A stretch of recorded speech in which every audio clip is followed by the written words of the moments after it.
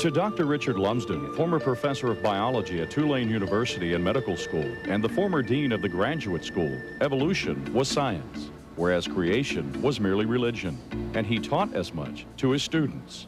What I would try to get across is that science is science. Science deals with the real world, with real phenomena. We don't bring into such discussions inferences of supernatural.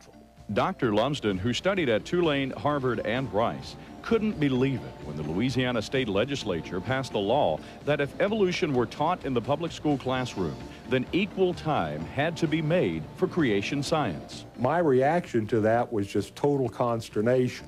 Who are these people telling us, PhD-level scientists, how to teach and what to teach regarding science? So I just thought the whole thing was just absolutely absurd.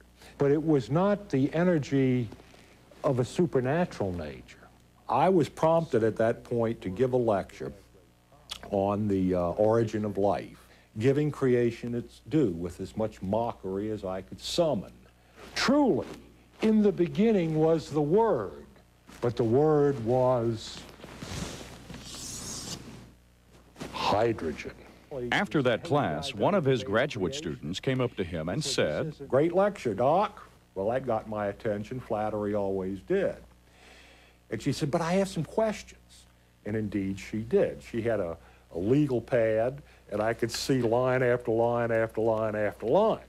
So they had an appointment, which ended up lasting longer than anticipated. The appointment also ended up changing Dr. Lumsden's life.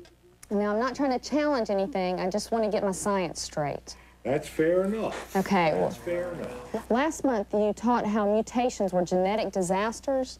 How by natural selection can they randomly produce new and better structures? That's a good question. Good question. I'll probably have to think more about that. Okay, well, aren't the odds of the random assembly of genes mathematically impossible? You've had your share of mathematics. Let's see if we can't figure that out. Not only were we talking about a mathematical impossibility, we were talking about a physical and chemical impossibility, which gave me pause. Genes, that might be 10 to the 200th, 10 to the... Those are pretty formidable odds, aren't they? Mm-hmm. But the fact remains is that we're here. And in reality, the only way we could have gotten here is through the evolutionary process. So the fact that we're here really proves evolution, doesn't it? And these are the events, molecular events, genetic events, that were mechanisms part and parcel of the evolutionary process. I could buffalo a student when I felt myself get a little bit in trouble, okay? I'd had a few years' experience at this, okay? It's a trade secret. But for the first time maybe in my life in explaining various facets of evolution theory, I began to listen to what I was saying. And what I was saying wasn't making very good scientific sense. Where exactly in the fossil record is the evidence for progressive evolution, the transitional forms between the major groups? You know, most of them, come to think of it, are fully formed kinds in their own right. This conversation with the young lady went on for approximately 3 hours, during which time, again, we entertained these questions, and the whole time I'm answering, I'm listening to my own responses and trying not to betray this to the student.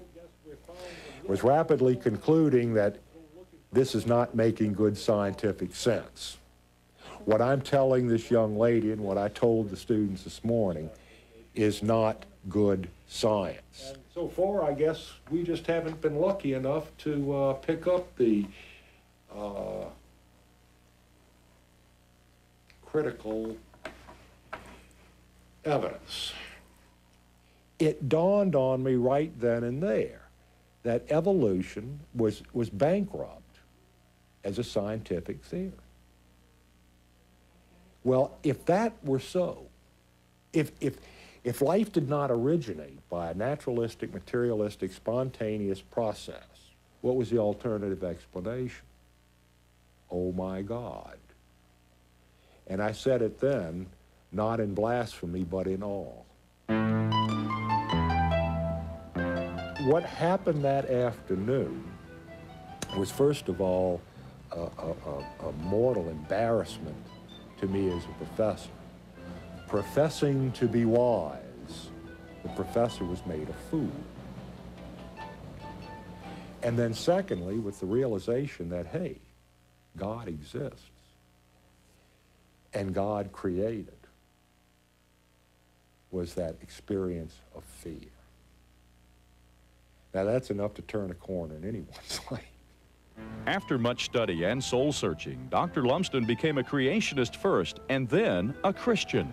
One event led to the other, and the culmination was finding myself before saving altar, on my knees, at stiff-necked, broken, in obedience, asking Jesus to come into my life, to be my Lord and personal Savior. Today, Dr. Richard Lumsden, former evolutionary professor, is a committed creationist because of the scientific evidence. He has since openly debated evolutionists. He feels that in light of the great advances of science in the 20th century, evolution is no longer tenable. The evidence of science, the best in paleontology, the best in biochemistry, the best in genetics, and so on, is all compelling for creation. Creation theory does not rest on some purely metaphysical principles. It rests on the same science that evolution theory would rest on, except that the better explanation is creation, not naturalistic, materialistic, stochastic, or random evolutionary process.